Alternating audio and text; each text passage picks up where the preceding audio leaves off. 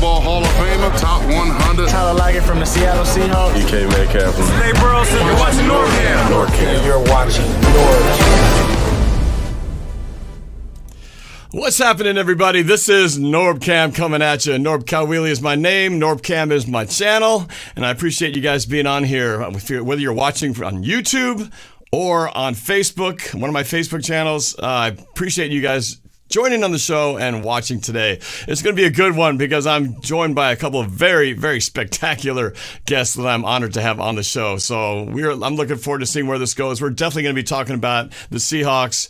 We might be talking about the Chargers. We might even be talking about Russell Wilson, and maybe even talk a little bit one more time about those Mariners who had one heck of a run. But first and foremost, I want to bring everybody onto the show here. My special guests. We've got Juan, Cotto, and New York Vinnie. Gentlemen, thank you so much for joining today. You're welcome, man. How you doing? I'm excited. Norb, so great to see you. And Vinnie, always a pleasure, man. Great to see you. Juan, every time I see you, my heart does a little pitter-patter, pal. Well, my heart and other parts of my body are going pitter-patter right now. Hey, easy. It's a G-rated show. Hey, we're going to keep it as G-rated as humanly possible. But I'm excited because, Vinnie, you and I have done a few collabs now so far. So, the audience, I think, is pretty familiar with you by now. But Juan is kind of new to the show. Really, his debut was not today, but was at that Cardinals game that we witnessed, that great Seahawks win against the Arizona Cardinals. And, we had the fortunate opportunity to sit next to each other.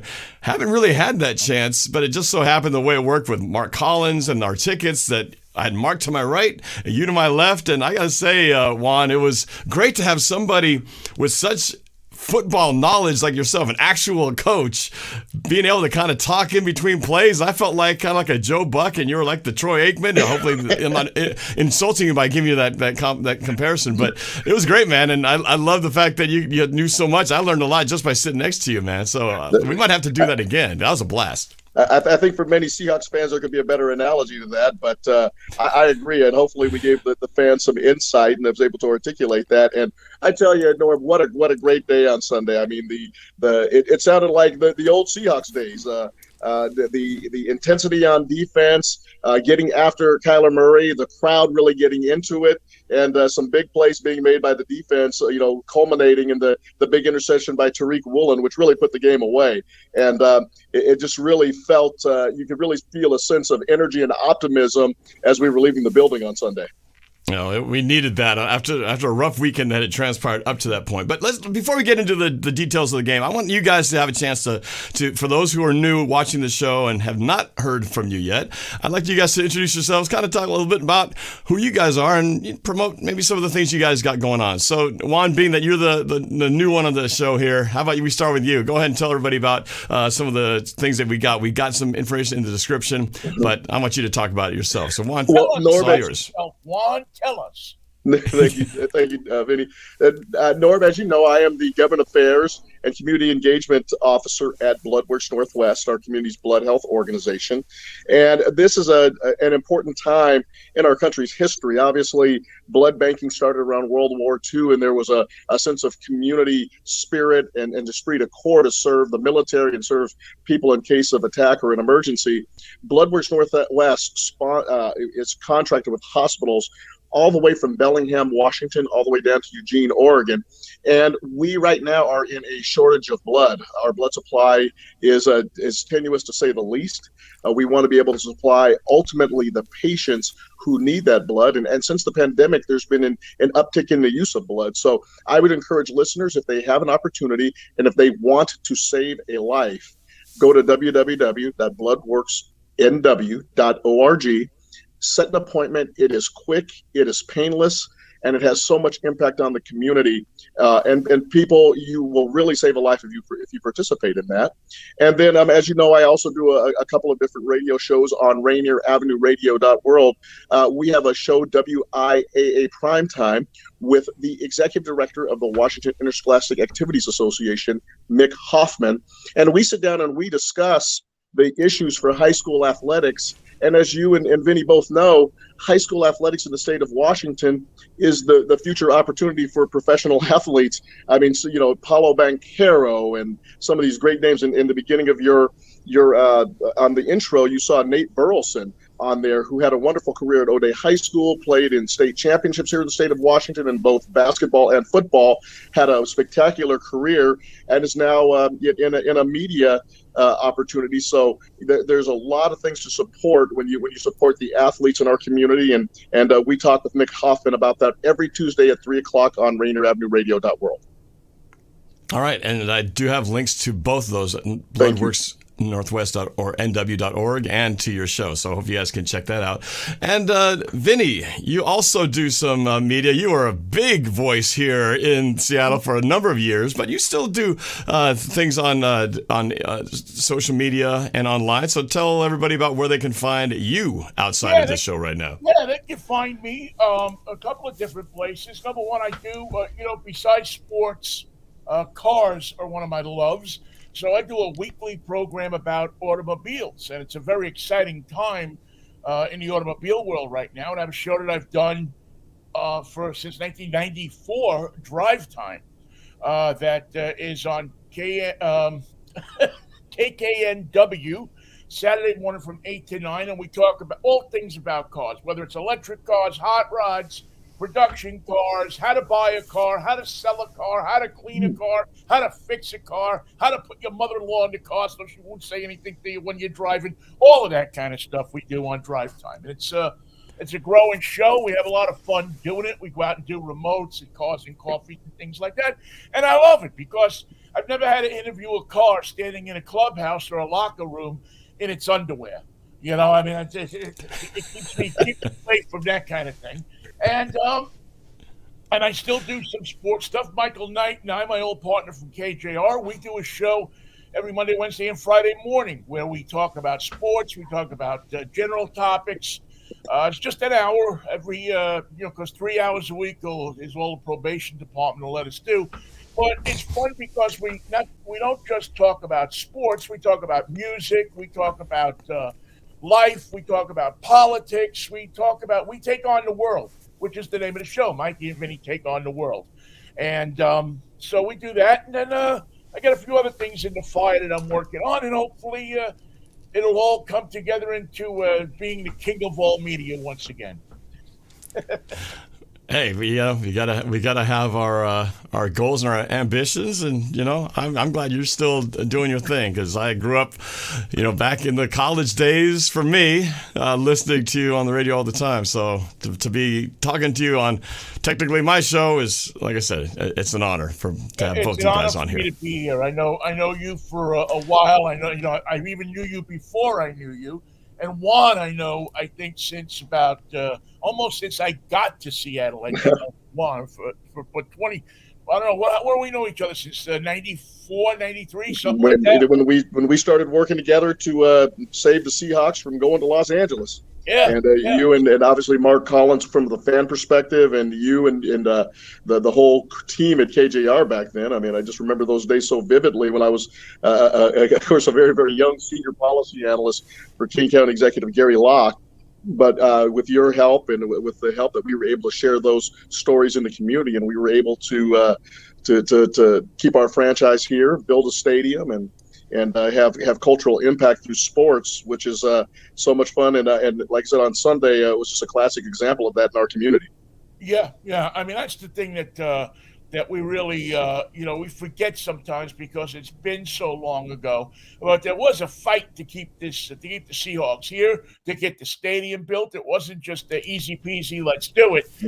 It was a lot of people that put out a lot of blood, sweat, and tears, and put some political careers on the line to get this thing done, and we reap the benefits of it today. So when you want to jeer or you want to boo the Seahawks, sometimes you got to think about what it took to keep them here, what it took to get them here, then what it took to keep them here. Did a lot of blood, sweat, and tears went into this by regular people, by fans that just wanted to make sure that this team and its legacy did not leave Seattle.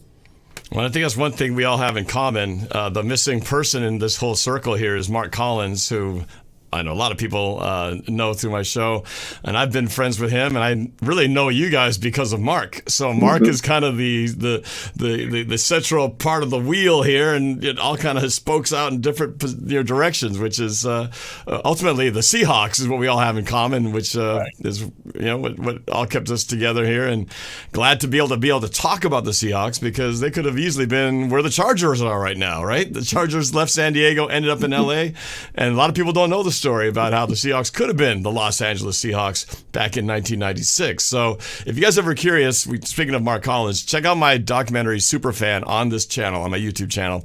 And I did a story, interviewed Mark, his perspective about how Save Our Seahawks got started and the road it went through to try to get Paul Allen to eventually come to the front and do what he did, but also to get the voters to vote for the stadium. So all those things had to happen, and it passed by the narrowest of margins, but it did pass. So luckily Seattle came together, and here we are enjoying, baseball on Sundays, or baseball during the spring and the summer and into the fall, and football on Sundays, and of course we got soccer, we got World Cup. I mean, all these things kind of all had to hinge on these things happening.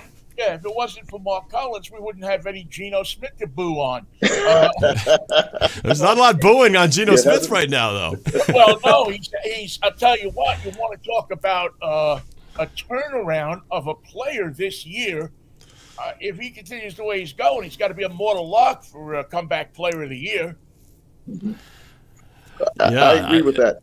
And if we're going to the Seahawks, I mean, it really does speak to Pete Carroll, so to speak, Vinny, and I heard a national broadcast or an ESPN broadcast with Mark Schlereth, who I think we're all familiar with, former Washington Redskin, and certainly has been a figure on ESPN for many years. And Mark Schlereth was talking about Pete Carroll, the relationship with Russell Wilson, and the success of Geno Smith. And Mark said, something, Pete Carroll really does know what he's doing.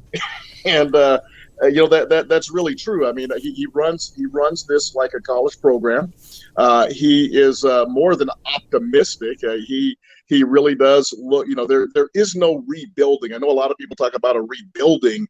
This year was going to be a rebuilding. I mean, and when you're 71 years old, you really don't have a rebuilding opportunity. You have to win right now, and I think it benefits everybody in the organization when you set high standards the way Pete Carroll and the Seahawks do.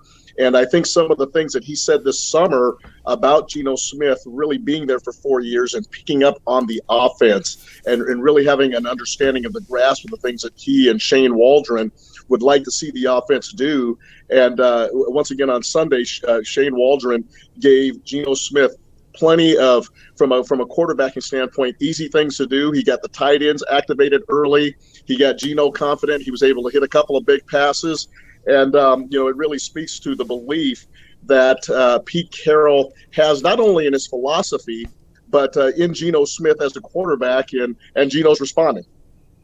Yeah, I think you hit the nail on the head in that it seems that they simplified things for Geno. It seemed like early on they were trying to do some things that didn't play to his strengths necessarily.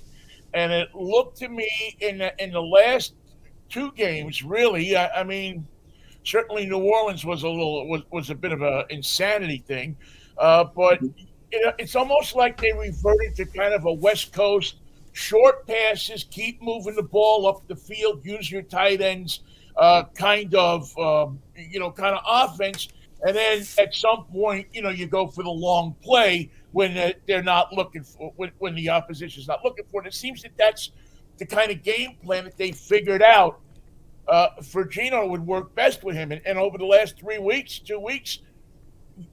I've gotten over that feeling. The problem isn't that Geno can't quarterback. The problem is you keep waiting for him to be 7 points behind, lead the field, the team down the field, and then he throws an interception. What did he throw last week? No interceptions, right? I think last week, or did he have one? It lends to the fact that the position is so complex. He's going to make his mistakes, and right now he's playing really good football. The other thing, too, it calls to mind, to me, is that we as fans and we hear in the media the concept of a game manager, which, by the way, most quarterbacks are. And I don't think that's a bad term. A lot of people hear the term game manager and they associate it with a quarterback that's just there and kind of passing on and passing through the system. And I view Russell Wilson, for example, as an elite game manager. And certainly Geno Smith has stepped into the game manager role for this offense with Shane Waldron. Most quarterbacks in the NFL are game managers and managing situations, making sure they don't turn the ball over, hit the open receivers, and putting the defense in positions where they're not trying to stop these teams, in situations where they have to go short field. So Geno Smith, from that perspective, is playing extremely well. There are some quarterbacks, the Tom Brady's, the Aaron Rodgers, this young man that we're going to see down in Los Angeles on Sunday. Some of these guys have an innate ability. Justin Herbert is a fantastic quarterback. He has the ability to beat you with his arm. He's got tremendous arm talent, tremendous timing. He's got great wide receivers, and he's picked up the game, and he's been so oppressive that thus far early in his career. But I'm really happy to see that Geno is playing within himself, and he is putting the offense in good positions. He's not turning the ball over, and if you do those things, you're always going to have a chance. I would say, I want to add to that as we got a super comment from Alina here, one of our fabulous moderators. Thank you for the super chat, Alina. She says, "Hey, New York Vinnie. Hey, Juan. Juan, your commenting was awesome at the game. I must say, your voice does remind me of an NFL TV analyst. So there you go. Juan, maybe you got another career. You were in politics. You were helping people with blood donations. Like maybe your voice has more of a spot than you think." You know what, Juan? I see she spent $5. Normally I would do the dance, but she was so nice to you. I think you ought to do the dance. Oh, we got to all do the dance. Oh, yeah, I forgot about that. Wait, we got to get ourselves on screen here. Right. The super chat dance. I've totally forgot about the Vinny super chat dance. Thank you so much, man. That's all we're going to do. We're going to do a whole show that's all about just super chat dances. Up in the sky, it's a bird. It's a plane. It's super chat. I got to say this, though. You know what? Sometimes the name, the term game manager sounds negative, like it's a bad thing, right? It's like, oh, he's just a game manager. Russ was called a game manager for so many of his early years, and I don't think he got enough credit for the stuff he did where he wasn't managing a game. But I will say this. I think right now, the Denver Broncos would love a game manager. He's doing anything but managing the game, unfortunately. But I don't want to talk about that right now. I want to stick with the positives of Geno Smith. And this is what I still stick to, because he's definitely performed better than I expected him to. He has been managing the game, and when you think of game manager, that means you're not turning the ball over. You're not doing, like crazy things that's out of the script. You're kind of sticking with the plan, and he's really sticking to a very well-devised Shane Waldron game plan that is maximizing everything, including running the football, which we'll talk about the rookies in a second. But where you switch from game... Right? I mean, if you have a coordinator, you have a quarterback coach, their job is to find out what your strengths are and to play those strengths. If he's a completely different quarterback than Russell Wilson. If people are expecting Geno Smith to go out there and rear back and run around and throw the ball around, that's not who he is. His coordinators, I don't think I'm giving anybody any big news here. You take a guy like that, he's got experience, you find out what he does best, and you tailor your game plan as best you can with the other pieces around it to put him in the best position to advance the three phases of football, as Mike Tomlin might say. And it's just maybe it took him a little longer with Geno. Maybe there was, who knows? Maybe the Russell Wilson thing was a distraction. Who knows what was going on. But it seems like over the last couple of weeks, Geno's got his groove on. I mean, he really seems to to now grasp a lot more of what this team is about. And I think it's only going to get better from here on out. I will say this, though. Then this is where I feel like you have to have a guy who can switch from game manager to something bigger. And that is what you alluded to earlier and what I've been saying, and he hasn't proven me wrong yet. My feeling is Geno Smith is great when he's protecting a lead. But if you have to come back from behind a touchdown, 6 points, and he's got to drive down the field in the last 2 minutes, you're no longer a game manager. You've got to be heroic. You've got to go off script. You're no longer pre-planned. And I think that's the part where I still haven't seen whether he's able to do that. So far, whenever it's been a come from behind in the final 2 minutes, Geno hasn't done that yet. So just keep hoping our fingers crossed that we have the lead going into the end of halves and end of games, because that's where he's at his best. Norb, I want to point out a couple things on that, though. First of all, I've never heard Pete Carroll in his Monday morning interview on sports radio so visceral and upset. The punt team has really let the Seahawks down a couple times this year in big ways, and that have led to touchdowns. And Urban Meyer did a study. 90% of the teams that block a punt win the football game.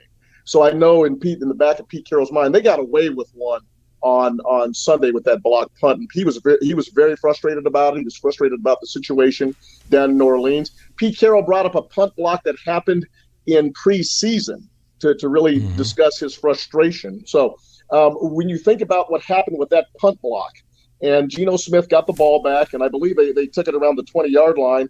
He drove 80 yards, and that drive ended up with Kenneth Walker scoring a touchdown. And Norb, you don't understand the importance of that drive, because that's a 14-point turnaround waiting to happen. If that offense goes 3 and out, and Arizona gets the ball with the momentum, and they put another score up, the Seahawks are down by 4 points. They took a situation where all the momentum was against them, and Geno Smith took him down the field, hit some big pass plays, got Kenneth Walker involved. And I'll guarantee there's 3 guys right now that love Geno Smith as quarterback. The Disley, Fant, and Parkinson, because they are getting a lot of footballs, and he is getting them opportunities to make a lot of plays this year. And I'm not understanding around the decision-making in the quarterback room, but the bottom line issue is that Geno Smith, and we've talked about it for years going all the way back to Jimmy Graham, the tight ends are very, very visible right now in this offense. And that really speaks to how he's distributing the football and how he's making decisions on how he sees the field. Well, when I was watching Sunday's game, I actually went back and I looked at – I Googled and went back and read about Bill Walsh in the West Coast offense again, because it seemed to me that that's where they were going with it. That it looked like almost the mid-'80s 49er offense, where you have the tight ends and you're using your tight ends, and if the one guy who's not the tight end who's not getting used is blocking, and even if the guy is the receiver, the tight end, or he has the ball, he's still blocking to make something happen. The tight end becomes such a large part of your offense. Whether you have one of them, 2 of them, whatever you do, this position becomes almost your key position in the game, more than probably any receiver in the game. And part of that is, again, I go back to what I said before, short passes that move the ball 5-10 yards at a time. And then when the time is right, you look for the big play. And you got to know that Geno can do that. That was the key of success of Montana, was the key to success of Steve Young, was the key of success for a lot of different for Brett Favre when Holmgren. Holmgren was on that staff. And when and Matt Hasselbeck also, he used those things, and all of a sudden, bing, they're moving the ball, right? Vinny, I don't want to age us, but that goes back to a guy named Bill Walsh when he was an assistant for Paul Brown, and they had a guy named Kenny Anderson. And once again, throwing those short passes, that it what was quote unquote nickel and dime football back then. But Bill Walsh, utilized that to create an offense. Those short passes became an extension of the run game. And certainly we saw a lot of that on Sunday, and I think that's something that we're going to continue to see in this offense. And the other thing I just want to point out is that we're seeing all the physical tools of Geno Smith. Certainly, he's extremely accurate with the football, but he used his legs to make a number of running plays on Sunday. And I think he rushed. Am I close to? Did he rush for 54 yards? And picked up a couple of key first downs. And he's a little bit faster than he rushed for 48 yards on 6 carries. A whopping 8 yards a carry for Geno Smith. He had the highest carry average. That's the type of opportunity when you get all facets of that offense working, like in the West Coast offense, and it forces the defense to cover so much of the field. When he's able to break through, he's getting yards when he runs the football. Yeah. It's the part of the game that the Broncos wish Russ would bring back. But now apparently he's got a nagging hamstring that's apparently the cause for his lack of productivity. But we won't dissect that too much. Yeah, well, the hamstring is coming. First it was the shoulder last week. Now it's the hamstring. The guy who hadn't had an injury in 10 years except one finger last year, and all of a sudden he's got 2 in 2 weeks. So much is unraveling. Mile-high air. Yeah, could be. But I wanted to say, too, that, just to add to what Geno's been doing so well is that, his command of the offense, his running, like you said, taking what the offense or what the defense has given him. But, he's also been throwing the ball. We didn't see it so much this past week, but in New Orleans, he threw a couple of the prettiest dimes to Tyler Lockett. They looked like instant replays of each other. The same route, the same part of the end zone, the same beautiful pass. And I was like, wow, this is not what you normally expect out of Geno Smith. So, he's been doing some, I think, overachieving from a lot of what we were expecting. And he put a play in, I can't remember what game it was even, but I remember it wasn't the last game, it was the game before. He threw one of the best passes I've ever seen throw, where he got it between the sideline and the receiver, got it right here where the receiver came along, grabbed it, and there was no way that the defender could do anything about it. He couldn't touch. He could do anything. If he put his hands, it left him no space. And it was so. It was a back shoulder fade. It was a back shoulder fade down the sideline, I think. Yeah, and it just you couldn't defend that pass. You just had to pretty much sit there and go. That's how you beat me. And Geno, and that was using his arm in the way that God intended it, because it really, and I think between that and there's something else that's going on that we haven't spoken about yet with Geno, and I think that a lot of it is that, from what I read and what I see, that his teammates seem to be trusting him more. And you can't overestimate, you can't overemphasize that a quarterback has to have the trust of his players. He has to trust them to go and run the routes that they need to and be there, and they have to trust him to get the ball to them. And I think what we've seen over the last couple of weeks is this offense said, they should all have shirts to say, "In Geno we trust," because you can really, to me, I can see the difference. It's interesting you say that. So there were NFL scouts when Geno was coming out of West Virginia, and they talked about Geno Smith as a quarterback. And one of the things they talked about was that he was a maestro on the board. Geno Smith can sit up and diagram plays, not only the offensive play that's called, he can also show you all of the defensive reactions.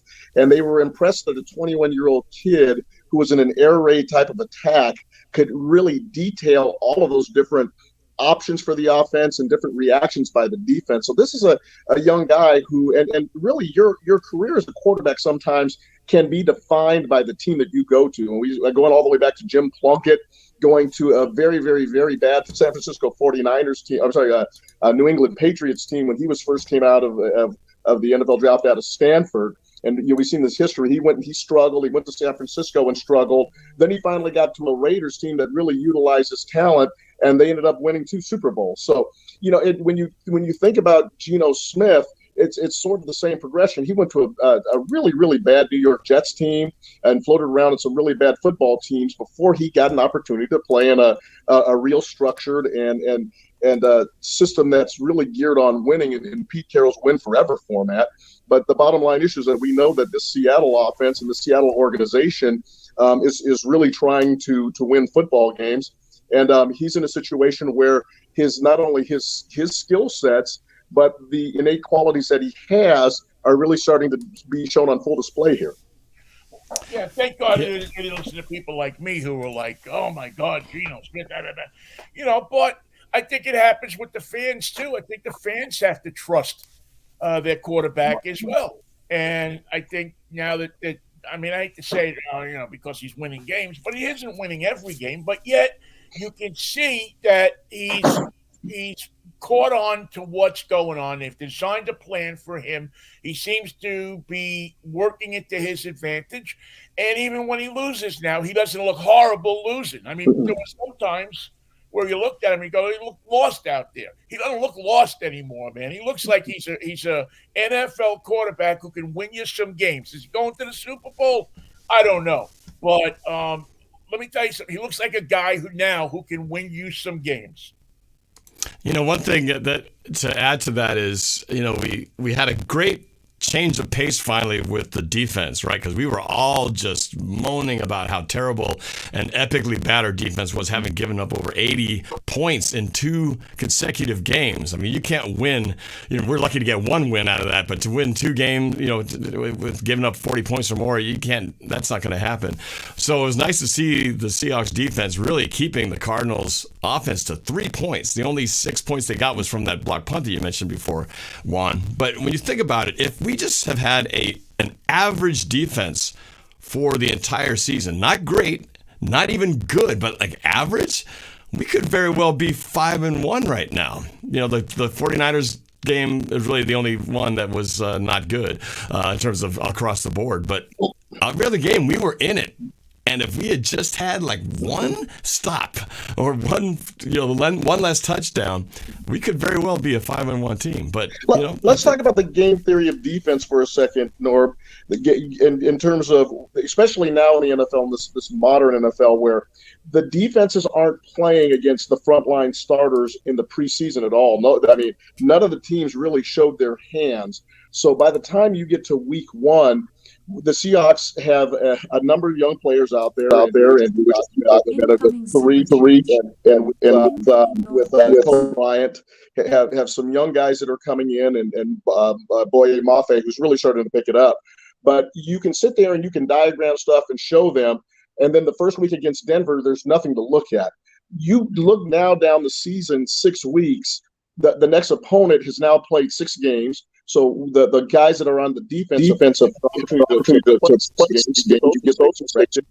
But the other thing is now we can look at study what some of the others are doing, and that gives them a little bit more of an advantage now. They get to see 6 games worth now of what the LA Chargers are doing.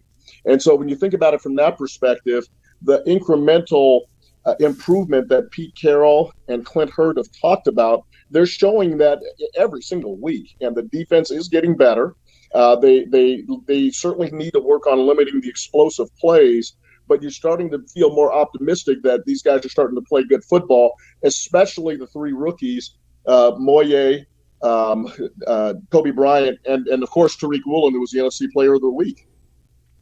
Yeah, which is well-deserved. Amazing how he's been 4 interceptions in 4 consecutive games, looking like he could be a candidate for the defensive rookie of the year, but having gotten that honor for the week, well-deserved. But yeah, it was nice to see a change of pace from what we had seen in the previous 2 weeks to what they did last week, a complete, shutdown. And you wonder, is it our defense or is it how bad Arizona's offense is? I guess we'll be tested to find that out this week, because we're going to be going against a very different team. Now, let's pivot to the Chargers now. The Chargers coming off of playing the Broncos, the aforementioned Russell Wilson disaster game, another primetime loss for Russ and the Broncos. But the Chargers didn't look all that great either. They only put up, let me see, I got the stats here, but he threw the ball, Justin Herbert, you mentioned he's a great quarterback. He put up the ball 57 times, and 37 out of 57, 238 yards. I mean, that is a lot of throws, right? And he's got his bad ribs, and they were just barely able to escape out of that game with a 19-16 win, really mostly field goals in that game. But Denver's got a really good defense. And that's I think the shame of it, and why it's so frustrating over there if you're a Denver fan, is that defense is playing lights out, and their offense is just horrible. You got a friend there, Juan, I see. And so, I want to kind of get your guys' take on what do you expect is going to happen come this Sunday when we go down to face the Chargers. What are we going to see? Because I think both these teams are a little sort of unpredictable right now what the result is. What I do know is that, as usual, the odds are all going towards the Chargers and not to the Seahawks. I believe we're 5.5-point underdogs in this game. No one's drinking the Kool-Aid yet that the Seahawks are going to be winners yet. So once again, we're underdogs. What do you guys think? What kind of game do you expect? Let's go with you, Vinny. Wow. I think you hit the nail on the head there. You really don't know what. I mean, if Geno Smith continues to do what he's doing and the defense continues to do what they have done, which has matured every week. You got a bunch of rookies on this team, but they don't look like rookies that much anymore. They look like, the mistakes seem to be less and less each week on defense. Occasionally some guy gets up the gut and burns you, but that's going to happen when you have old players too. I mean, it just happens. Those guys aren't out there because they just got off a bus. I mean, they're out there. There's guys that are better than the guys that are on your team. So defensively, though, I think this team is maturing, and offensively, the quarterback is better. The wide receivers seem to be all of a sudden involved in this game more, and more, and the throws to them seem to be more accurate. The Seahawks, I think, and maybe I'm wrong here, but I think the Seahawks are getting better calls than they have in the earlier part of the year so far in the last couple of games.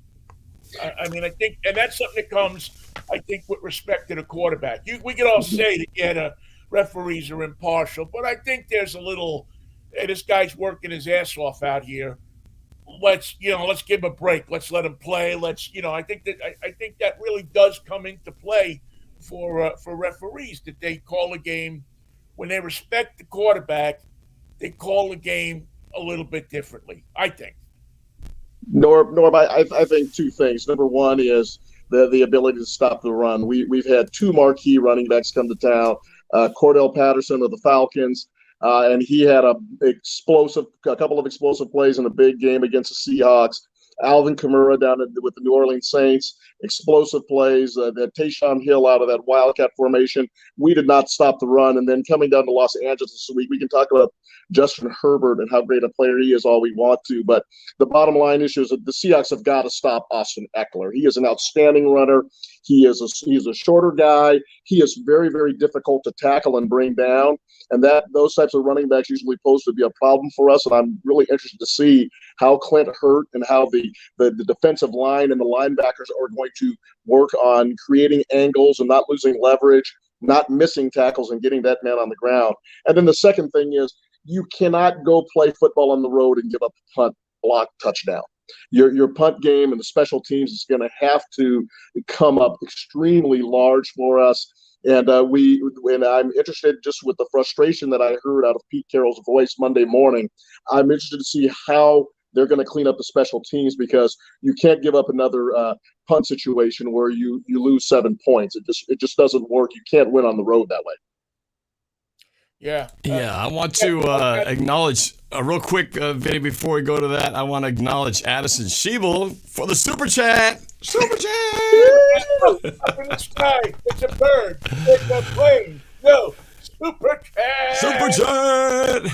Addison Sheeble says she's going to be at the game to cheer on our Hawks. So, and I don't think she'll be alone. My understanding, LA, they're a fan base. The Chargers are a team without a city, really, because they've been transplanted. And it's funny when you listen to that game, the Chargers-Broncos, the fans were really, the Broncos fans, it sounded like a Broncos home game. So I have a feeling the 12s will be in full effect down there. I wouldn't be surprised. I've been going down to San Diego to watch them for years. And every time I went down to the old Jack Murphy, I forget what they changed the name to, in the old days, even when the Seahawks were horrible, there was still tons of Seahawk fans that showed up that would come over either from, even before the Arizona Cardinals were the Arizona Cardinals, they would come up from Arizona. They would come from L.A., which didn't have a team, and cheer for I guess maybe a bunch of people thought the Seahawks were in L.A. already and, bought jerseys and stuff like that. But, you would look at that place, and it would be a quarter to a half full of Seahawk fans. So they always draw in Southern California, the Seahawks, from everything I've seen. I Somebody mentioned that my mic sounds crackly. Do I sound crackly to you guys? Yeah. I Just a thought little it was tiny bit. I was muting myself. I thought it was me. Was it that way the whole time? No. It started probably Something about 5 happened. minutes ago. Interesting. You still not look sure good why. though. You still look very good. That's Yeah. the important thing. I mean, Oh, it's well. okay. All right. Well, okay. Well, we are kind of getting to that time. We're near the end of our show. Let's do this. Give me your keys to the game on how the Seahawks can overcome the odds and get a win down there in Los Angeles. Juan, let's start with you. What's the keys to this game? Then we'll do score predictions at the very end. See if we have a number for you. What's the key? How do we win? Once again, they're going to need a huge performance out of the special teams, the third phase of the game, and hopefully no more. They're going to clean up the punt block. I'm sorry, the punt protections, and make sure that they're blocking down and staying really committed to their gap integrity and picking up all those rushers. And I'm sure that San Diego will see stuff on film. They're going to try to go after it. So hopefully the Seahawks will clean that up. And understanding where Pete Carroll was speaking this week, I'm sure that's been a point of emphasis. The second thing is tackling Austin Eckler. And I will hope that the Seahawks defense will get out, and I hope they can get him on the ground. I hope that there isn't a lot of broken tackles and missed chances in the backfield. When you a runner like that can really expose your defense by making some big plays. And so I'm sure that's going to be a point of emphasis. And once again, when you're on the road, don't turn the football over. Hopefully Geno, and I think he will continue to play good football and make his throws on time, get the balls in the hands of the receivers, especially the tight ends. And hopefully the offensive line will open up holes for Kenneth Walker to have a big day. That sounds good. I got my friend Rome De La Salas.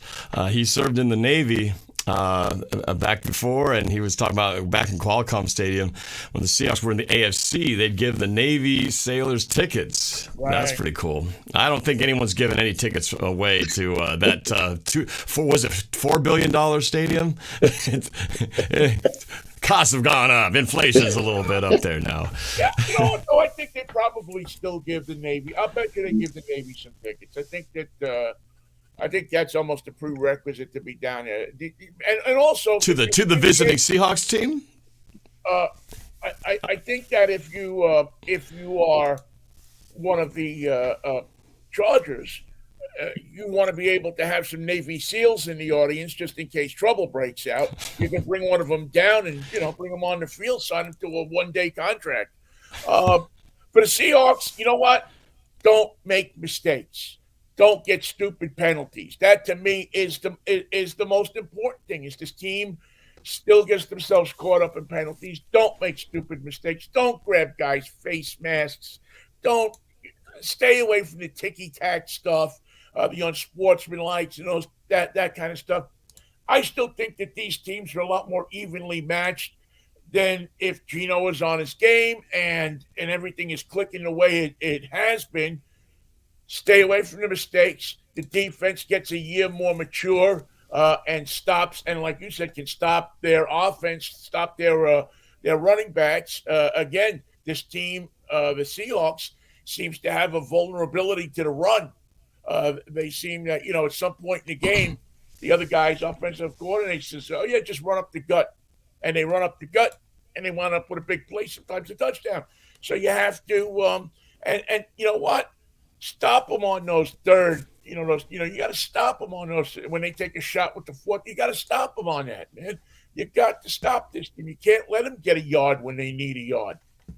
You got to be able to stuff. You got to be able to stuff at the goal line too when they're, when they're close like that. This team has not shown a propensity yet to stop the run, and they need to get that. They need to get that together. It's too easy to send somebody up the middle on this team, and they dance right past 4 defenders.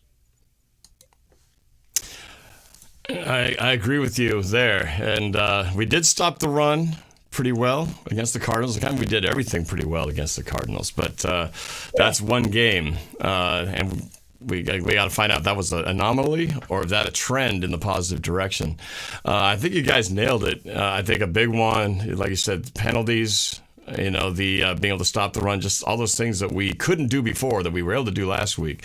Turnovers obviously are going to be huge, but I really want to see more of Kenneth Walker. I think the Chargers are actually, if any weakness they have is their run defense as well. We're kind of like looking at each other in the mirror. Maybe we have a worse reflection, but the Chargers aren't exactly great on defending the run as well. So I think the Seahawks would be smart to continue to give that ball to Kenneth Walker Jr. and just let him continue to just do what he's been doing for the last 2 weeks. He's been great. The first time he made his debut, had that big run, had a couple big ones last week, and I think this guy's is going to continue to do great things. And the more we can run the football, as you all know, the more you run, the more it opens up the play action.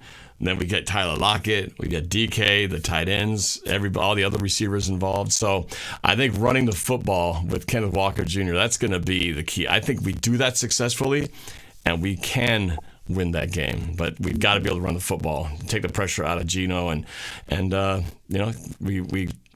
own the time of possession, and everything good happens when you run the football. So we got to stop it, and we've got to do it. So that's the key, I think. Well, I think one thing that you have to say is, at the beginning of the season, and Juan, you heard this as well as I did. Everybody was, I'm going to get rid of my tickets. Seahawks they got rid of Russell Wilson. They got rid of this. They got rid of that. Well, you know what? This team, if they haven't shown anything else, they've kind of shown improvement now over the last each game. They seem to do something better.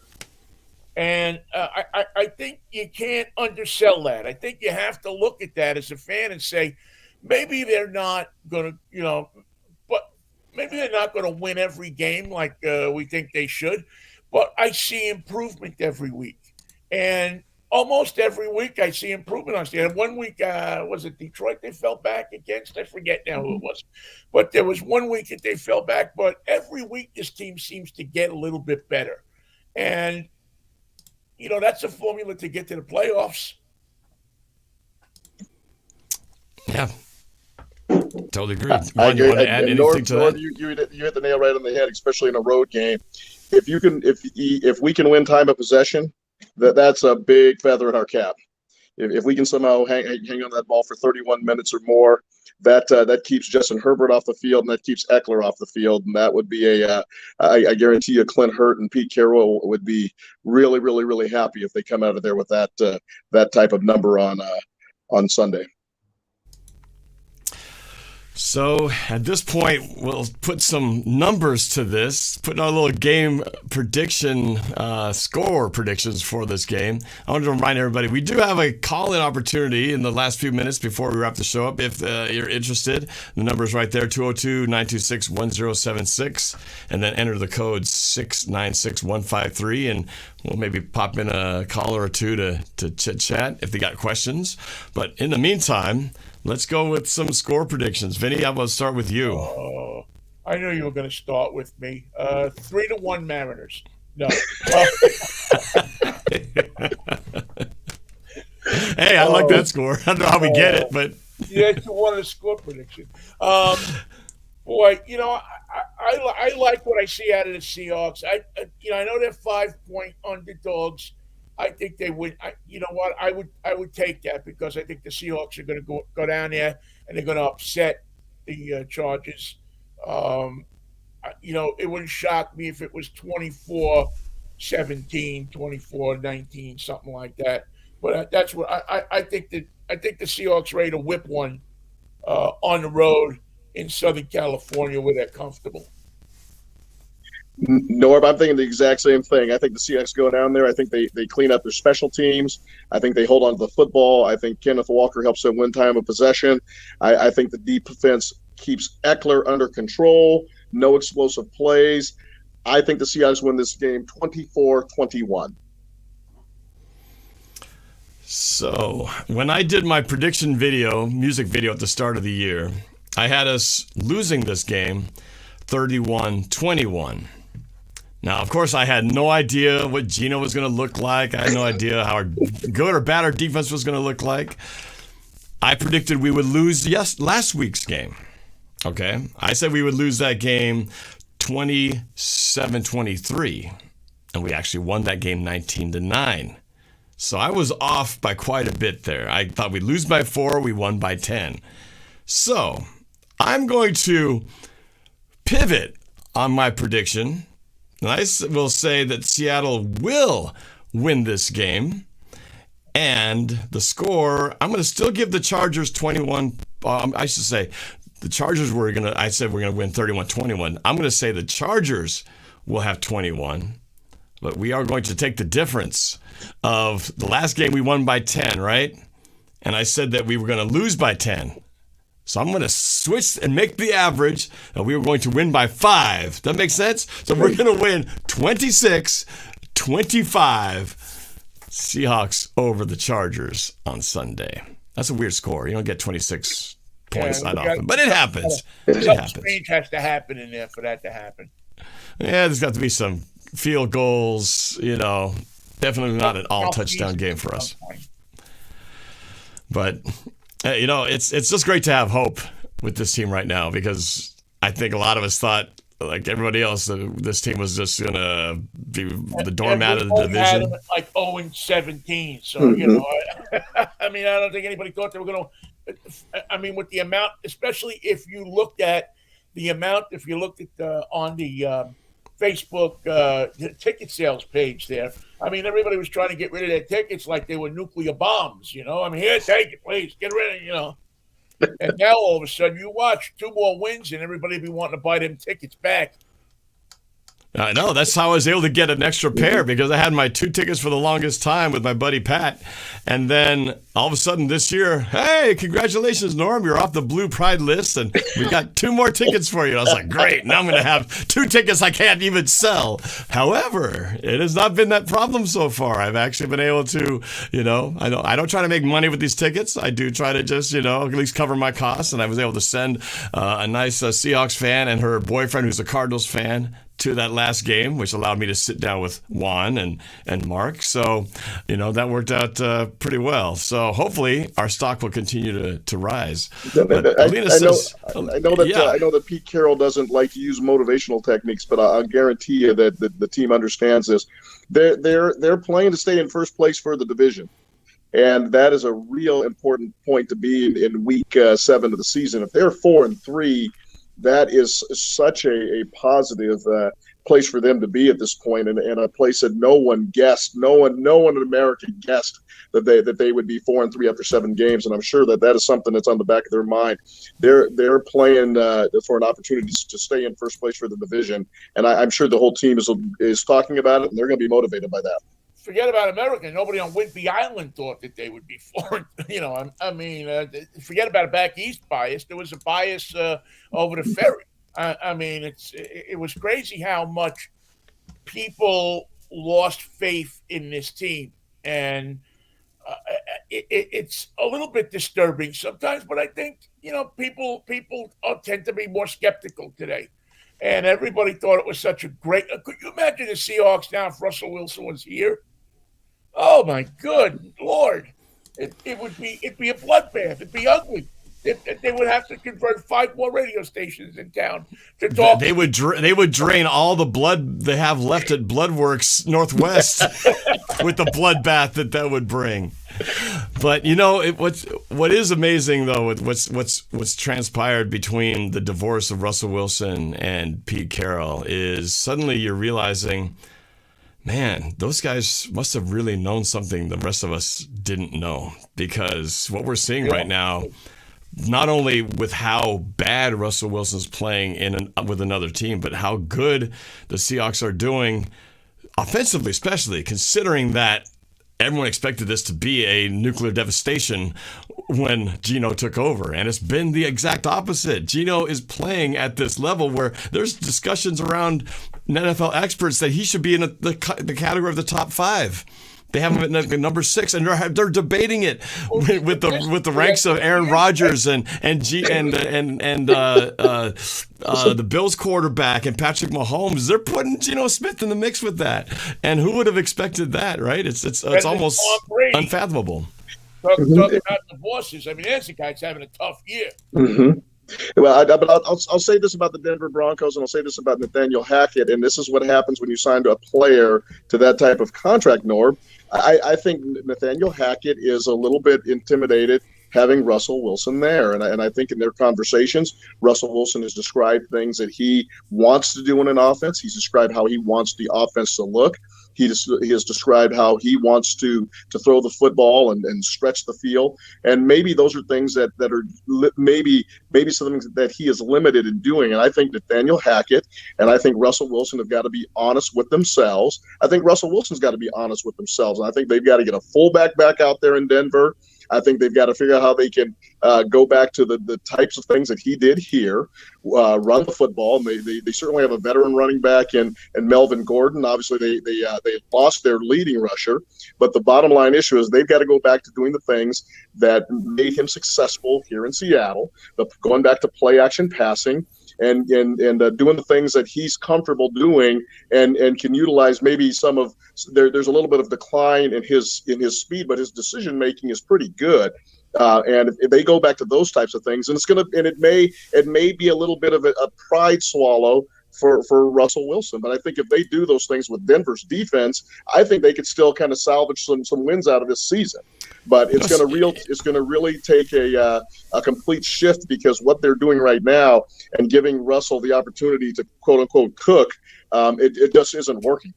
You know, what's interesting though is that definitely his elusiveness and speed has definitely declined. But there have been some times, you mentioned that he still has good decision making, but his decision making might be the thing that's under fire the most, because there are some plays where he's got a wide open guy, middle of the field, just sitting there ready to have a ball thrown to him, and he doesn't do it. And there was on that play 2 weeks ago where he had a guy wide open on a rub route. He was right there for a slant for a touchdown. Never looked his way. He was looking at Sutton the whole way. And these are the questions that are like, this is not a problem with physical things. But this is the thing, he's either just not looking or he's just the guys he's comparing himself to are once a generation type of athletes. Tom Brady, Aaron Rodgers, once again this kid down here that we're going to face. These guys are once a generation. They have an innate ability to find their receivers and scan the whole field and go through progressions and make those types of plays in the passing game, and also stand in the pocket and take hits. Russell is certainly one of the obviously he's the premier quarterback of this franchise, but he played within a system, and he played within a system that really focused on running the football, time of possession, and throws that were structured around keeping the football within that team concept. And obviously he has said it through spokespeople, and he's said it through his attitude.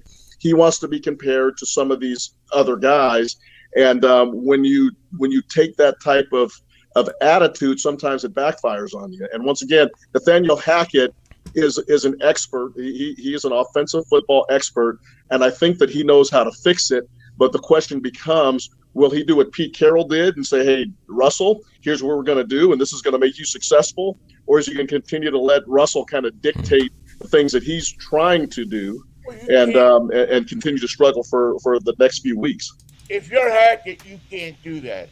If you're Hackett, you have to be the boss, and you have to say, listen, I don't care how many Super Bowls you want. I don't care how much money you make. I don't care about your contract. I run this ship. You do. I'll work with you to try to play you to your strengths. But, I go back to Mike Holmgren and Joey Galloway many years ago. Galloway pulled a hold out and that, and Mike Holmgren said, listen, if you can't play in my system, I don't need you on my team. And that's exactly what happened. And Galloway went off to Texas and Dallas, I should say, and he had a career. And Mike Holmgren went on to the Super Bowl, and both of them lived happily ever after. But Mike Holmgren, if he would have taken Joey Galloway's crap, he would have probably lost his team. And Holmgren was a smart enough coach to know that you can't do it. He didn't take the crap off of Brett Favre in Green Bay, and he wasn't going to take it off of Joey Galloway.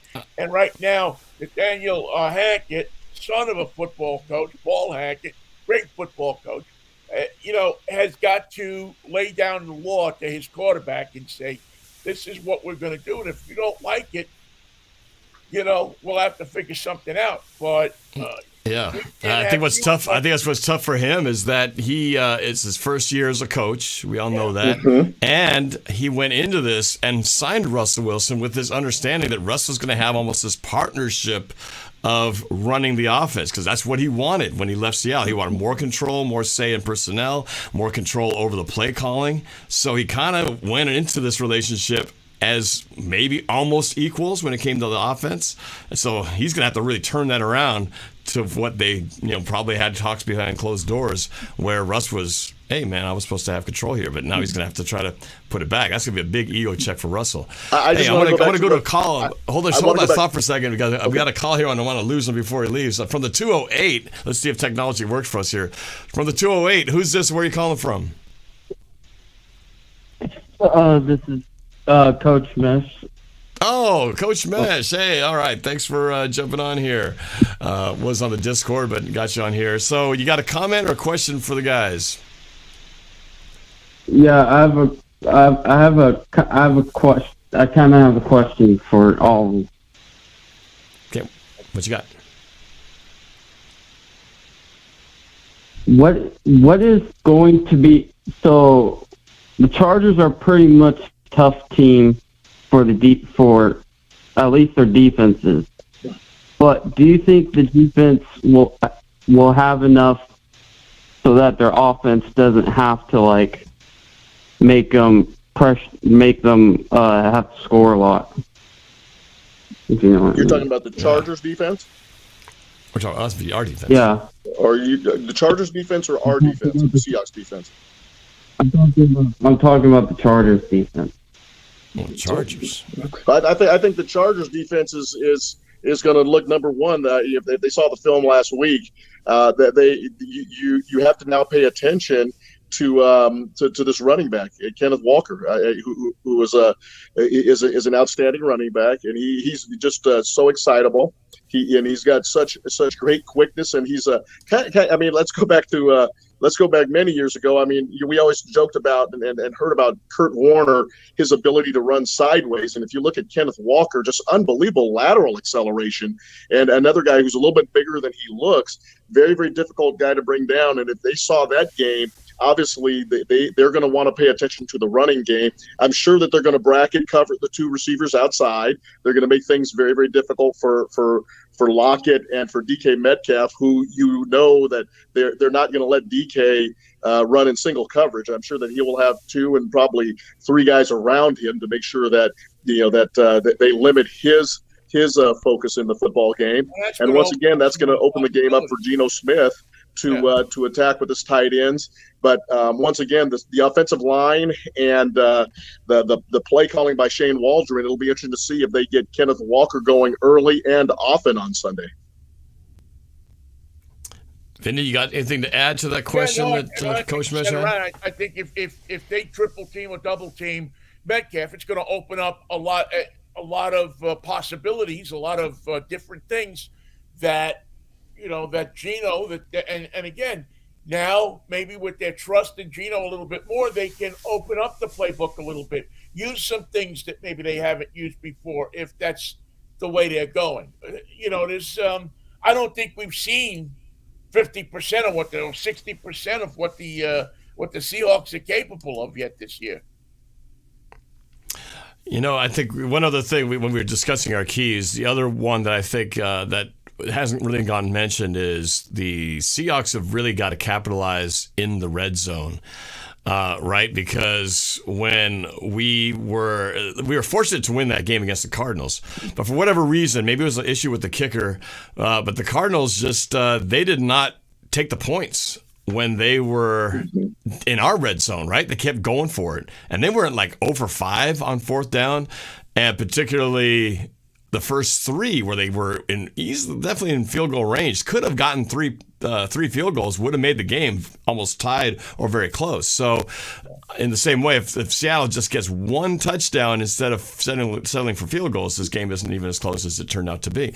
So I think that that's one thing we were missing last week. As much as we won that game, is we got to be better in the red zone. I think Seattle's going to move the football. They're going to get up and down the field, but once you get inside the 20s, right, it gets really tough. And we've got to find a way to get in there and not have to settle for field goals. I think that's going to be the other key to eking out the Chargers. I just saw Lena's question. Norb, I just saw Lena's question, and she asked if she feels that, or do we feel that Russell has a blind spot? I don't think that Russell has a blind spot, and I know people have been putting up these pictures of wide open receivers. The passing game, the modern passing game, is built on progressions. And one of the things that we forget is that, I mean, what destroys your progressions is pressure. And I don't think people as fans, we understand how uncomfortable that pocket is. That pocket is loud. That pocket has so many things going on in it. People yelling and screaming at your name, and any second you could be hit by a 300-pound man who is running really, really fast. And I think that Russell right now in this particular offense, he's new to it. There's a lot of things that he's working through, and I think sometimes he has a trouble getting through all of his progressions, depending upon the ways that plays are drawn out. Here in Seattle, of course, and if you've seen it with Geno Smith, the offense is set on rhythm and timing of a West Coast offense. The progressions lead to where a throw is supposed to go, and if it's thrown on time, it can turn into a completion, and that's just the difference. And once again, we talk about a game manager. A lot of the innate qualities that Geno Smith may not have compared to other quarterbacks, the system with the timing sort of bails him out. And Russell is still learning through all those progressions over there, and that right now is one of the things that I see him struggling with. There's a good comment here by George Hoover. Says, I think this season is a testament to Pete's coaching abilities. What he did for Wilson's career is nothing short of spectacular. Geno Smith starts at quarterback nowhere in the NFL except in Seattle. And right now it's looking like for 10 years they made it work with Russ. And if this part two, maybe it's just the learning curve, maybe it's the expectation, maybe it's a combination, all those things, head coach, new system. Maybe it really was that he might get back to form, but it does speak to the fact that they made him work with all his strengths and abilities and his weaknesses. They got the best of all of that for 10 years. So I just want to echo what Mark Sloress said. Pete Carroll may know what he's doing. Yeah, he is a pretty good coach. He has a pretty good resume. I'm going to tell you one better. I'm going to go one better. I think that. Listen, we seem to spend in Seattle now more time on talk shows and sports radio and everything talking about Russell Wilson than we do about Geno Smith. And I think at some point we have to say, you know what? Russell's in Denver, man. I know there's a lot of hate for him right now. There's a lot of people, a lot of haters out there. I'm not one of them. You made your choice. You made your bed. Go lie in it. You're not here anymore. We're doing our thing. I think at some point you got to let go of this guy too, and say I'm much more worried about what my team is doing than what's going on in Denver. Like the other day when the Broncos lost, people were going online saying, "Oh, turn on the Denver radio station, listen to that, they're ripping up Russell Wilson." I don't find joy in somebody else's failure. No, I'm not built that way. I mean. Every once in a while, something comes along, maybe. But to be honest, as I've gotten older, I've gotten much more. You go do your thing wherever you do it. If you don't want to be here, you don't have to know. You don't have to be here. Let somebody else be that wants to be here. And you have your joy. You go do what you're going to do. We're going to do what we're going to do. And I don't revel in somebody's misery, not anymore. Maybe in my earlier days, but see you, Russell. God bless you. Have fun. I think too. I have to be a little honest for myself that I actually did take quite a bit of joy seeing Russell's struggles in Denver. I'm not going to lie. A lot of it's because the more he struggles, the more Denver struggles, the better draft pick we get from him. 2 draft picks, actually. So there's actually a very cognitive reason why it's good for the Broncos to fail. But I'm actually to the point now where I do actually kind of feel bad for the guy. He might turn around and make us all look like idiots and go like, hey, told you I was going to get back to form. But right now it is kind of hard to see how much people are piling on. And, I don't know what it's like if he can just turn it off and it's like completely immune. Like at home, do they just sit at dinner? Hey, Sarah, how's your day? Good, honey. Look at the phone, one story after the next about how Russell's struggling this, he sucks, he's terrible, and all that stuff. Does he just not even... Is he totally immune to it? I have no idea. I don't know how he does it, but that would be tough. I would think. You're still a human being behind all that stuff. And there's a part of me I almost feel a little bit bad for him. Vinny, what do you think? I mean, you had such an illustrious career covering sports here in Seattle, and going all the way back to Gary Payton and Sean Kemp in the '90s, and obviously Sean Alexander, who had his number retired on Sunday, and the different athletes who we've seen in the various sports, Ken Griffey Jr. There just seems to be a feeling that Russell Wilson really was ours. I mean, this was our quarterback. He led us to the Super Bowl, and even though there's a separation, he's playing in Denver. I just have never seen the Seattle fan base just really still just the emotional tie to Russell Wilson. He meant an awful lot to this community. Oh, I think it was like that for Griffey. I think when Griffey left, and a big part of it was that Griffey said that he wanted to be traded, he wanted to get out of here. It was very public about it. And then there was also the perception that Griffey was holding up the franchise in making a deal that would better the franchise just so Griffey could go to where he wanted to go. In essence, that he was making sure that the Mariners did not get a good deal for him, although I think the Mariners did wind up getting a good deal for him. But the whole Russell Wilson thing is nothing compared to what this town went through with Randy Johnson and with Ken Griffey Jr. when both of them wanted to be traded out of here or wanted to get out of here, and both for different reasons. I think the biggest one with Randy Johnson is that he lied to people, and he dogged it. The half a year that he was here, that year that they traded him, he dogged it in '99. He dogged it because he was something like, I don't know, I forget, he had a losing record. He went to Houston, and then all of a sudden he started winning games. He got them into the playoffs. And speaking of other players, what about Sean Kemp? Do you guys remember that when Sean Kemp said, "I want out of Seattle. I want to be traded"? That was heartbreaking. That was like, oh my gosh, this is Gary Payton, Sean Kemp. How could you want to leave Seattle? That hurt to hear that. There's been some very difficult breakups in Seattle. I mean, I remember the whole situation with Sean Kemp and the signing of Jim McElvain. Yeah, and from that point on, I Sean Kemp, and as Wally Walker worked to explain to all of us that this was, his salary was tied to the structure of the NBA contracts at the time, and they couldn't start a new contract for Sean Kemp. That really frustrated Sean Kemp, that particular signing, and really ended that particular era for the Sonics. I mean, I don't think that team ever recovered from that situation, and the way this one is handled, and certainly Pete Carroll definitely for the last 4 months took a lot of flack about how this was handled, the situation with Bobby Wagner, but nevertheless, the Seahawks once again, they look like they've been able to stay the course in the philosophy that Pete Carroll has built to the program, and this certainly it's a surprise to me how well they're playing. But at the same time, with all the turmoil that went on with the trade of Russell Wilson, the Seattle Seahawks as a team continue to move forward.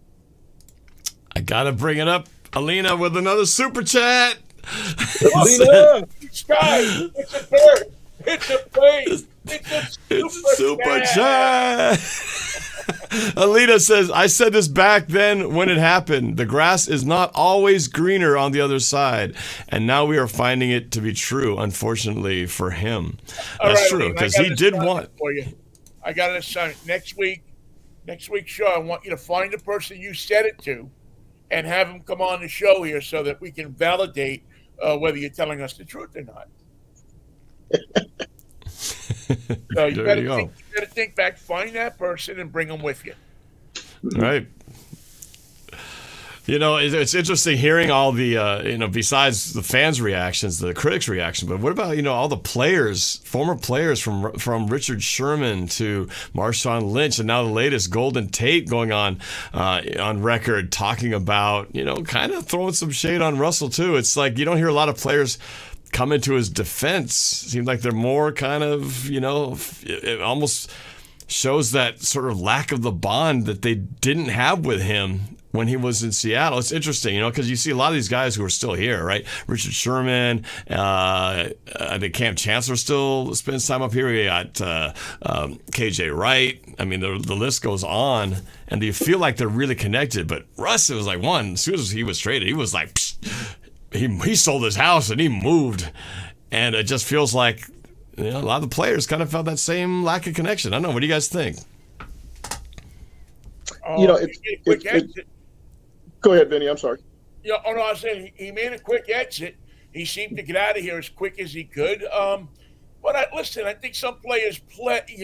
There are players that when they go, they're attached to a city and they feel like if I don't get, I got to make a clean break. I got to get out of here. Otherwise it's going to affect me and my ability to, do what I need to do for my team. Now, he went to Denver right away, and he was putting on the Denver Nuggets stuff, and he was at a game here and doing this and doing that. And but I think that's just part of when you go to a new city, you want to be accepted by that fan base, and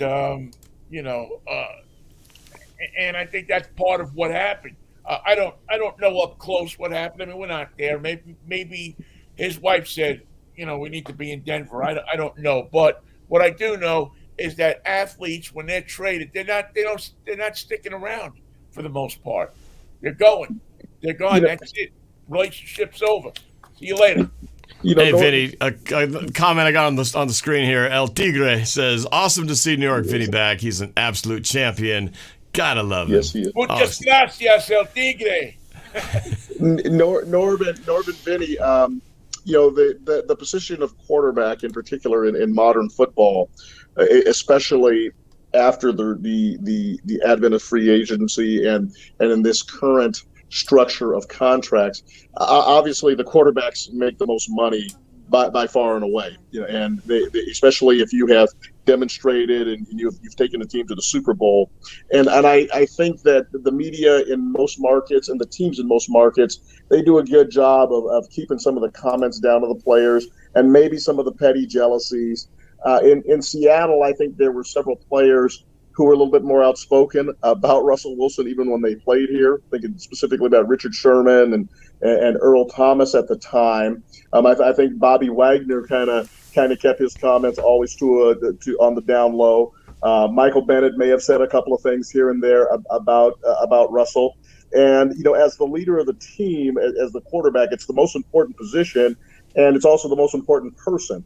And I think that's the responsibility of the quarterback to go out and build those relationships with some of those guys. I certainly think that he has a relationship with them. I think they all kind of, in their comments, they view him like a little brother who kind of came in and got special treatment. And I certainly think that, in that type of a family setting, I think that they have said some things, obviously, with the amount of money that he was making. I mean, he was making as much as 3 and 4 times as some of these guys who were Pro Bowl players. And, there is that element to it, which is a human element to it. But the bottom line issue is, I think that those guys all went out, and I think that they played football with him on Sundays, knowing that he gave them a tremendous chance at winning. I think there was respect there. When he played well, they certainly backed him up, and they certainly picked him up. Thinking of the NFC Championship game against the Green Bay Packers, and kept him in the football game enough to where he could make some plays at the end and win. So I don't think that this is unlike a lot of other situations. I just think the way it ended has become so public and so personal, and we certainly saw that week 1 and we're starting to hear a little bit more about it now that the season is going on. Well, I think it's more public, too, because of the fact they've played so many primetime games. I mean, it's been dead center, only game in town, only game to watch at, so many primetime games this far into the season. So it's kind of hard to miss it, right? You can't go, I didn't watch that game. I was watching my team. It's like, no, this is the only game to watch. And it's like, torture sometimes.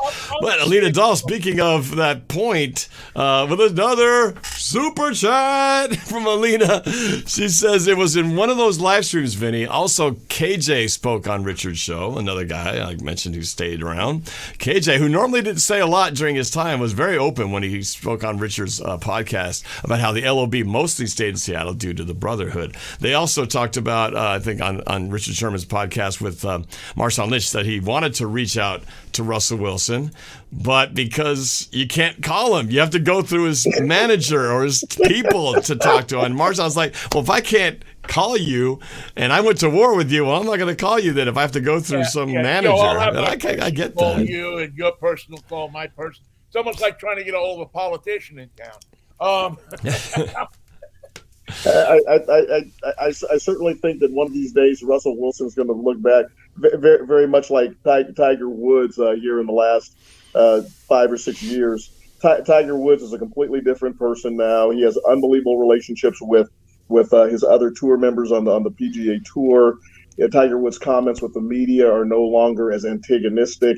He really sits down and has really thorough conversations and takes his time with the media.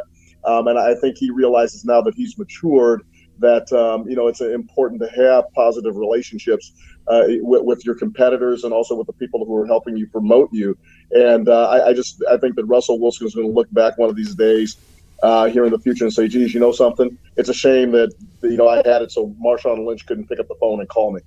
Well, it's interesting, too, because a long time ago when I first started doing this stuff, somebody told me that and I've always believed this to be true, with all the free agency and stuff that goes on, there's nothing that ever replaces your first team. Nothing. You can go to 5 teams, and there's nothing that ever. And that's what so many people tried to tell Griffey when he was leaving, is that there's nothing. You're never going to feel the same no matter where you go. And I think that's going to come into play with Russell Wilson.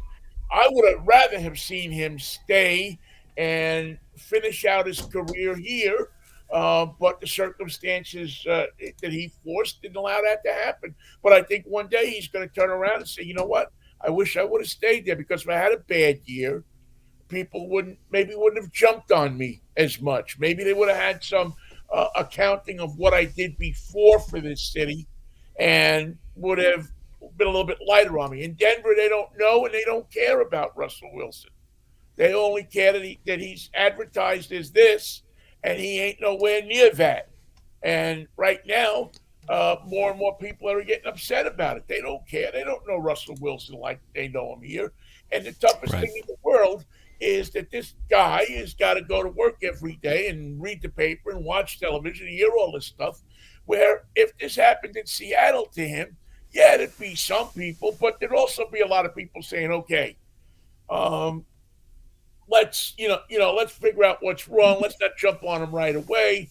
It's just a different when the people know you and they love you or they like you a lot. It's very different than when you just walk into a city. You're supposed to be all this and you ain't all nothing. Yeah. Yeah, I just want to say my Stripes, my cat, just saw a question and she just she whispered an answer in my ear about the question. It was just asked about Geno Smith in lining up in 4 wide receivers, and she was just saying that depending upon the formation, that gives the defense an opportunity, especially when the Seahawks do line up in 4 wide receivers and spread the field. They are predominantly a passing team, so obviously the defense goes ahead and pins its ears back and comes in and starts to pick off the quarterback. They're going to roll the coverage. It's what Stripes is telling me. They're going to roll the coverage to go ahead and make sure that they have brackets on both Lockett and DK Metcalf. In particular, they're not going to let DK Metcalf run a vertical and get deep. And so those plays take time to develop. So when they have an opportunity to get in those types of packages, it's probably the tight ends and quick little flare passes to the running backs, depending upon how much pressure that they're going to get. And certainly in San Diego, they will be facing a little bit of pressure with Bosa coming off the edge, the other Bosa brother. So it'll be interesting to see how the Seahawks start to handle that. In a formation like you described, even with a tight end, it's still a one-back offense type of formation. Geno Smith is not that read option type of quarterback. So whatever side of the ball that Kenneth Walker lines up on, that's where the opposite side of the defense knows where the ball is most likely going to come, and they're not really going to honor Geno faking the ball. So a little bit more difficult to run out of some of those spread formations, and that puts the advantage in the defense's hands. Well analyzed. I do also like the fact that when we run out of those 3 tight end sets, it's just great to have 3 healthy tight ends. For a couple of years, we were down to like 1 tight end is all we had. And it's nice to have 3 because a lot of those early successful years too, in the beginning, like in 2012, we had, I think, at least double tight ends. And as much as Pete Carroll likes to run the football and then do the play action, it's great to have a couple of tight ends, not just one that you can throw to. And we're taking advantage of that big time right now. So I know we got to wrap things up. We're going way over the time I said I was going to go with these guys. I'm going to be so we got to wrap things up here. There was a question, I can't find the comment now, but it was something about what's the best slice. It was especially for Vinny, the best slice in town. I'm assuming they mean like which pizza. Vinny, do you got a preference since this isn't New York pizza here, but do you have a pizza joint in Seattle that you like?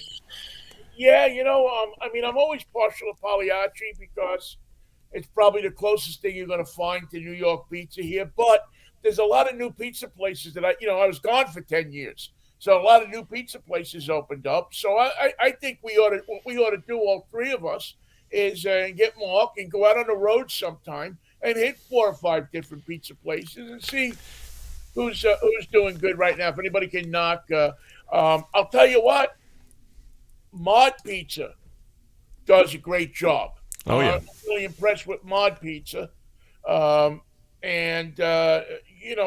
because, they make it how you want it. I'm a cheese pizza guy. I'm not you don't have to put, first of all, if you put pineapple on pizza, don't even get in my face. Anyway, well, you have to walk like 6 feet behind me because I don't want anybody within 6 feet earshot to hear somebody I walk into a pizza place with ordering pineapple on pizza. Okay, that's a no-no right there. But the mod places that I've been to so far have been really good. They get good salads, that kind of stuff. And like I said, Pagliacci is pretty good. I haven't tried Zeke's is one that somebody told me about that I gotta go check out. So I think 3 of us ought to get together. Norb, you buy one. I'll be happy to.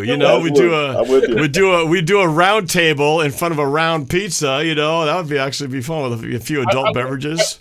Tyler, I feel bad for you that you order your pizza with pineapple.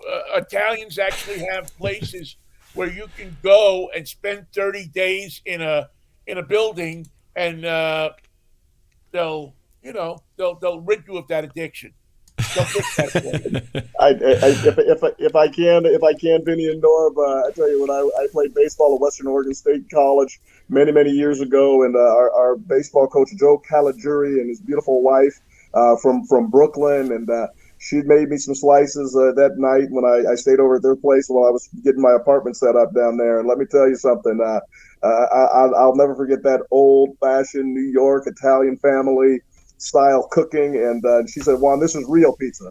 This is real pizza right here. And it had very little cheese, very, I don't think there was meat on it, a little bit of sauce on there. And well, I tell you what, I ate a whole pie, and she said to me, Juan, what, you don't like my cooking? And it was just a lot of fun being with that family. So I like that original style pizza from the family. Although nice. I'm going to tell you something, and this is going to get me thrown out of the New York club, I think. The best pizza I've had so far is not in New York.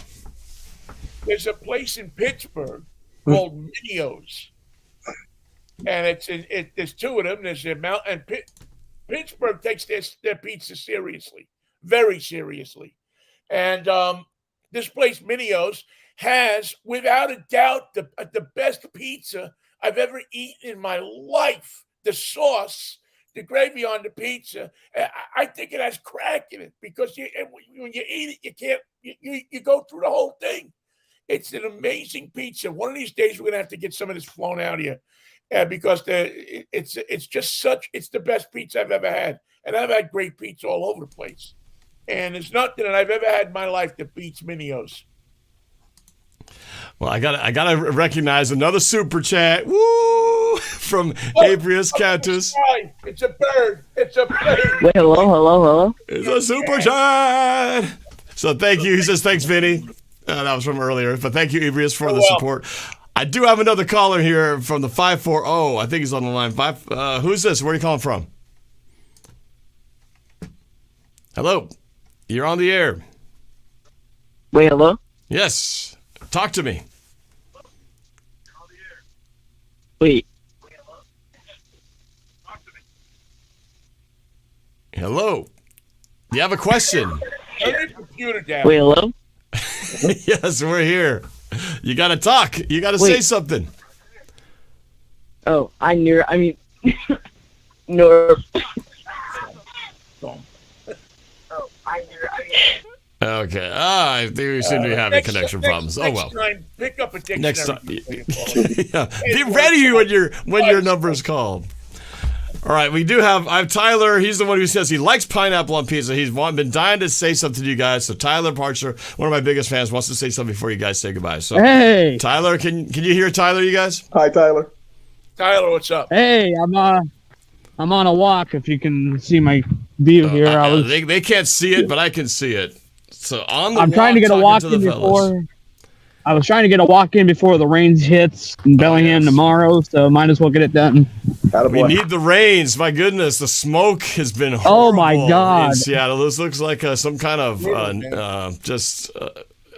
apocalyptic smoke disaster. But tomorrow the rains come. Hopefully that'll help clear some of the stuff up. But I'm also loving the Madden too. So hopefully Madden soon. Do you got a question for the guys before we sign off? Not really. Just came in to say hey and hang out for a minute. Okay. Well, good job getting that walk. Hey, Norb. Yeah. Keep walking around the block until we call you back and tell you to stop. Well, I'm tracking it on my Apple Watch, so that's good. He's getting the steps, tracking it in like biodata. All right, we got Andra from Atlanta. I'm Andra, right got here. a question for the guys? Hey, letting you know, Norb, I did upload the history by Olivia Holt with the cover, the one you did the parody. Oh, the music. Oh, yeah. That's the song for the music video I did for the prediction. Yeah, I already uploaded the video, or actually I upload the album with the picture, just the picture. Okay. Yeah, and I did put a lot of vocal you, Anthony D, and Olivia Holt, and I, too. Oh, wow. That's good. Okay. Well, I gotta check that out. You gotta go say hi to Juan and Vinny. Hey, Vinny and Juan, how you doing, guys? Hey, real well. What's happening? Nothing's How you happening, doing, man. pal? Hey, I have a question for you too. Are you a big guys fan of Georgia Bulldogs or? No. I am. I worked for the Atlanta Blaze in the late 1980s, and I went to 2 games down there in Athens between the hedges. Vince Dooley was the coach then, and I have several friends who attended the University of Georgia. And boy, I tell you, I love going to the stadium and spending time in Montlake. I've been to the Palouse a couple times, but down south, you guys do football right down there, and I've been to Georgia Tech a couple times. But the University of Georgia and that Bulldog and listening to Larry Munson at the time, they do college football right down there. Yeah. All right. Well, that is it for the calls, and I got to get you guys off here because I've gone into overtime on you guys, and but I appreciate you taking the time to do this. I just wanted to answer the pizza discussion. One of my favorite places when I was back at the University of Washington, Huskies, go Dogs. I loved the North Lake Tavern pizza. I don't know if they're still there, but man, that place, one of my favorites. Yeah, that place is good. Okay. It's not. I mean, again, it's good Washington pizza. No, I didn't say it was New York. I'm just saying I liked it. It was thick. They piled the ingredients on high. That's not New York style necessarily, but I loved it. I loved it.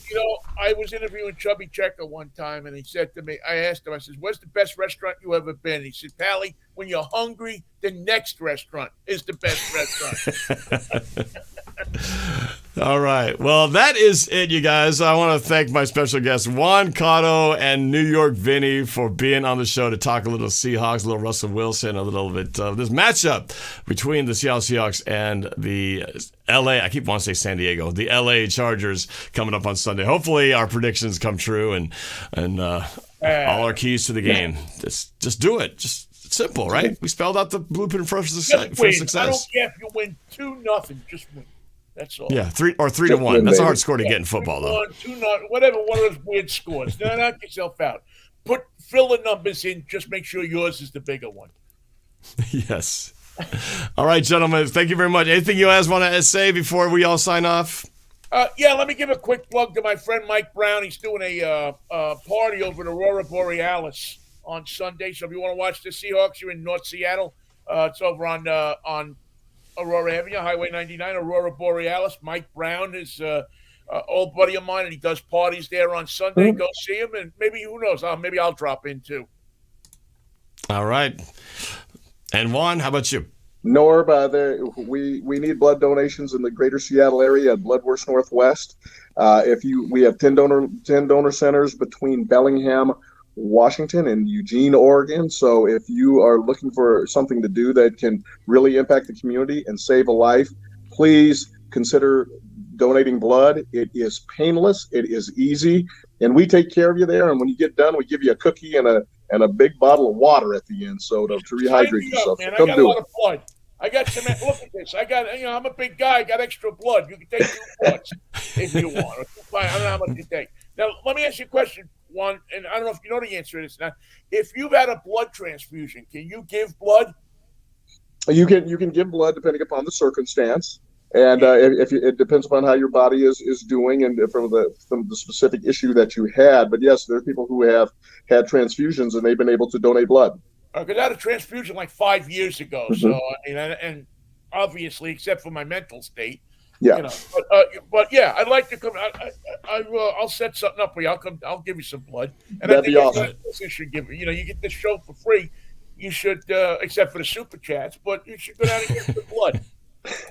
I got to do that too. It's been a while since I've given blood, and I think it was always the Puget Sound Blood Center. I think back in years back, and so I need to. What's that? Do you get to pick your cookies or? Oh yeah, you get to pick your cookie. Oh, okay. I can pick chocolate chip, oatmeal. Got a variety of tasty cookies. Give you. You lose a little bit of sodium, so we also have some potato chips and Doritos in there for you, and got a little bit of Gatorade and V8 for you too. Any chance that I could order some these great little colored cookies from Italian Bakery in New York? That you would have not only that, Vinny, if you come donate blood, I'm going to bring you a slice too.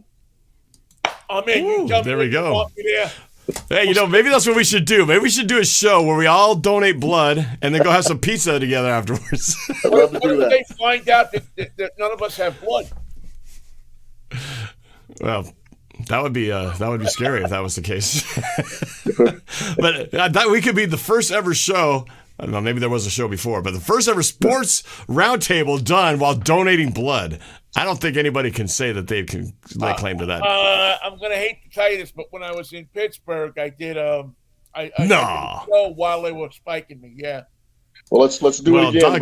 Do it again. We'll have to do it again, following in your footsteps. It's one of the most important things you can do, especially this time of year when the supplies go down and with the pandemic, and we don't know what's going to happen this year. If you can give blood, it takes no time at all. and you're giving the best gift that you can give somebody at the holidays is a pint of your blood. What more could you for what you get in life in this country we live in? It's a very easy price to pay. Thank you, Vinny. And you get Gatorade, cookies, and chips afterwards. I mean, it's more than a good deal. And a slice. And if you're Vinny, a slice. And El Tigre, your big fan, says he would watch that. So we've got YouTube gold in the making. Vinny's done it once. We'll have to do the encore performance. Have him come down and sit with us. Yeah. We're making a big group party, all donating blood and talking sports and Seahawks together. That'd be great. How many needles you got there? You got enough needles to handle us all? I think we do. All right. I like that. All right. Thanks, fellas. Thank you for joining. And to everybody else, especially those who donated on the Super Chat, thank you for your generosity and your support. And everybody else for watching. Please subscribe, hit that like button, comment, and share. It helps my channel a lot, so I greatly appreciate it. And especially to my guests, New York Vinnie and Juan Cotto, for joining the show. Hopefully we can do this again, fellas. We'd love to. All right. Good night, everybody, and go Seahawks. Let's go. Go Hawks.